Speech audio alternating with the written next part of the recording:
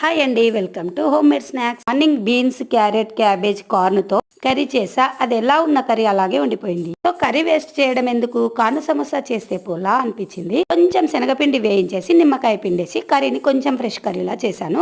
మైదా పిండిలో వామా, సాల్ట్ వేసేసి గట్టిగా తడిపి పక్కన పెట్టాలి. ఈలోగా పన్నీర్ స్టిక్స్ రెడీ చేసుకుందాం. కొంచెం కార్న్ ఫ్లోర్ లో జీరా పొడి, కట్టమిఠా సాస్, ఉప్పు, కారం అన్ని వేసి సరిపడా వాటర్ వేసి కొంచెం లూజ్ గా తడుపుకోవాలండి. పన్నీర్ ని అందులో వేసేసి 50% మాత్రమే డీప్ ఫ్రై చేయాలి. వాటిని పక్కన పెట్టేసి ఈ లోపు సమోసా ప్రిపేర్ చేద్దాం. చిన్న పూరి సైజ్ తీసుకొని హాఫ్ కట్ చేసి నేను చూపిస్తున్న విధంగా సమోసాని ప్రిపేర్ చేసుకోవాలండి. చూస్తున్నారు కదా, సేమ్ బయట దొరికే సమోసా లాగానే ఉన్నాయి షేప్స్. అయితే పిండి మిగిలిందని పన్నీర్ స్టిక్స్ ని కొత్తగా ట్రై చేయాలనిపించి ఇలా చేశాను. నూడిల్స్ లా చేసి దానికి రౌండ్ గా చుట్టేసి ఇంకా పర్ఫెక్ట్ డీప్ ఫ్రై చేశానండి. టేస్ట్ అయితే అద్దుర్సండి, ఎక్కడ కాంప్రమైజే లేదు, అంత బాగున్నాయి. దీన్ని మంచూరియా లాగా కూడా ట్రై చేయొచ్చు. వీడియో నచ్చితే లైక్ అండ్ సబ్స్క్రైబ్.